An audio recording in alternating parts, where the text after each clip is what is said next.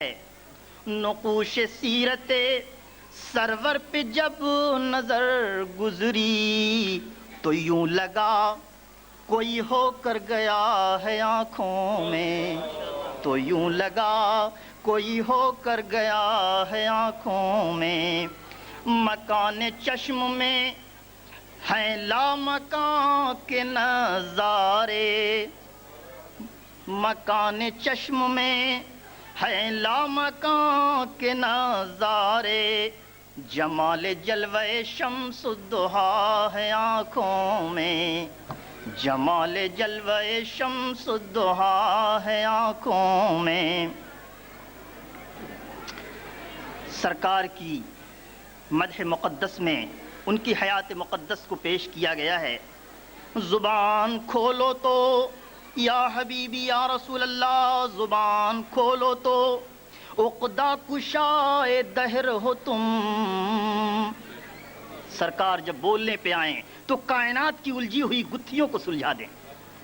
زبان کھولو تو عقدہ کشائے دہر ہو تم، اور جو چپ رہو تو دو عالم چھپا ہے آنکھوں میں، جو چپ رہو تو دو عالم چھپا ہے آنکھوں میں۔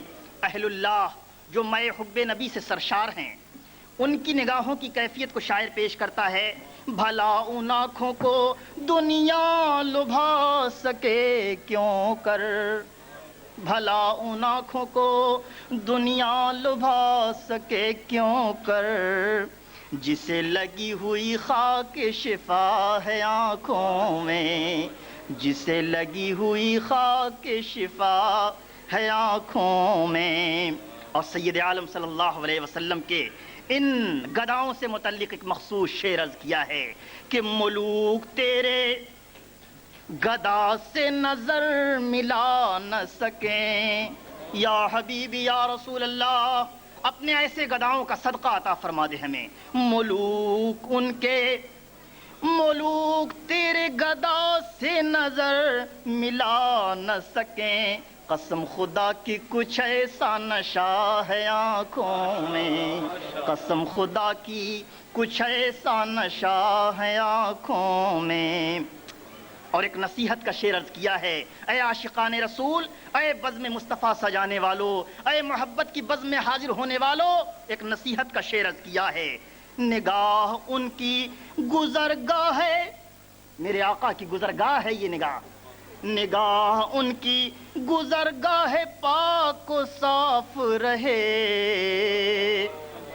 نگاہ ان کی گزرگاہ پاک و صاف رہے، کہ عرش قلب تک ایک راستہ ہے آنکھوں میں، کہ عرش قلب تک ایک راستہ ہے آنکھوں میں، دلوں میں حسرتیں اور التجا ہے آنکھوں میں، مدینے جاتا ہوا قافلہ ہے آنکھوں میں۔ نہ دیکھی خلد مدینہ تو دیکھ آیا ہوں، حضور ایک نئی بات عرض کی ہے، ملاحظہ فرمائیے گا، گستاخی معاف۔ نہ دیکھی خلد مدینہ تو دیکھ آیا ہوں، اسے کتابوں میں رکھتا ہوں اس کو آنکھوں میں، اسے کتابوں میں رکھتا ہوں اس کو آنکھوں میں۔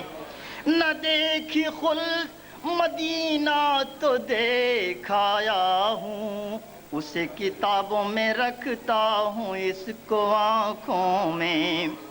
اور کیفیت حضوری کو ایک شعر میں عرض کرنے کی کوشش کی ہے۔ حضور ان کے یہ آنکھیں نہ تھم سکیں واللہ، حضور ان کے، حضور ان کے یہ آنکھیں نہ تھم سکیں، گویا تمام عمر کا دریا چھپا ہے آنکھوں میں، تمام عمر کا دریا چھپا ہے آنکھوں میں۔ اور سید عالم صلی اللہ تعالی علیہ وسلم کی شمع رسالت قیامت تک کے لیے روشن اور تابندہ ہے۔ اس مفہوم کو ادا کرنے کے لیے شاعر الفاظ کا سہارا لیتا ہے۔ ہزاروں شمعیں جلیں آندھیوں میں تھم نہ سکیں، یا حبیبی یا رسول اللہ، ہزاروں شمع جلی آندھیوں میں تھم نہ سکیں، وہ جل رہا ہے جو ان کا دیا ہے آنکھوں میں، وہ جل رہا ہے جو ان کا دیا ہے آنکھوں میں، اسی پہ بدر زمانے کو ہم پرکھتے ہیں، اسی پہ بدر زمانے کو ہم پرکھتے ہیں، چھپا کے آئینہ ان کا رکھا ہے آنکھوں میں، چھپا کے آئینہ ان کا رکھا ہے آنکھوں میں۔ اپنے مزاج اور ماحول سے الگ لیکن اپنے ذوق دل سے قریب ہو کر میں نے نعت مقدس حضور صلی اللہ علیہ وسلم کی بارگاہ عالی میں پیش کی۔ میرے دوستو، عید میلاد النبی کی صلی اللہ علیہ وسلم کی اس بزم میں شرکت یہ باعث سعادت ہے میرے لیے، اور یقیناً ایک نہایت ہی باسعادت ذات حضرت مولانا سید سعادت علی صاحب قادری مدد ظلہ العالی، جو کہ عید میلاد النبی صلی اللہ علیہ وسلم کے اتنے عظیم جشن کے بانی اور محرک ہیں، لیکن یہ سال بسال قدم بقدم بڑھتا ہوا ترقیات اور سجاوٹوں اور محبتوں کی طغیانیوں کا سما ہمیں اس بات کو یقین کی طرف کھینچ رہا ہے کہ انشاءاللہ ایک وہ دن آئے گا جب کہ اس پرچم رسول کی عظمت کو تھامنے کے لیے ملک اور قوم اور نسلی تعصب سے بے نیاز ہو کر ہر مسلمان اللہ کے رسول کے جھنڈے تلے جمع ہو جائے گا۔ یہ ہماری دلی تمنا ہے، یہ ہماری آرزو ہے، اور یہی وہ ہماری تڑپ اور کسک ہے اور جذبہ دل ہے کہ جسے لے کر کے ہم محمد الرسول اللہ کا پرچم اٹھا رہے ہیں۔ ہم بھی ان کے ساتھ ہیں، ہم بھی ان کے قدم بقدم ہیں۔ رب تبارک و تعالیٰ ان کے صدقے ہمیں بھی قبول فرمائے۔